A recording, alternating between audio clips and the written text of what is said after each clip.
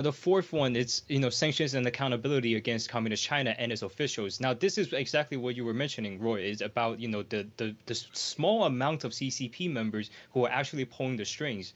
Now, what this does is, it sanctions the CCP officials and their family members when overseas financially, and extends to a couple other areas. Now, this is very important because it's quite simple to understand the game. Just the same reason why we cannot invest in companies within China at the moment, we should decouple, is because they're all backed by CCP and backed by the CCP members. So while the CCP, with the collapse of their real estate and their banking, a lot of American money is involved, but again, this is one of the reasons why America kind of has to bow down to the CCP just to hope that the money can come back.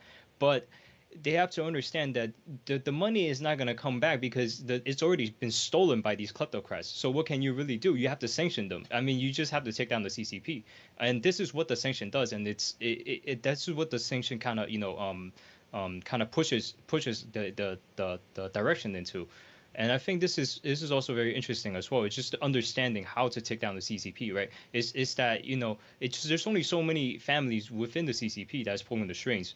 So when we just so that's why we have to just sanction them like this. And now let me get to the fifth one. The fifth one is also very interesting. This one condemns and sanctions military cooperation between CCP and Russia. And now you look at the middle, right? It says the U.S. Treasury Department and State Department simultaneously announced sanctions against the Wagner Group. Now, Roy, you remember what happened to the leader of the Wagner Group a couple of weeks ago, right? So these are all very interesting, and they're all very, tied up together. And even in today, you have seen, things just evolved from being able to operate simultaneously, and that's why we have to keep these sanctions. And in fact, we have to up these sanctions to go against to make sure the CCP isn't able to challenge the U.S. and devastate more lives.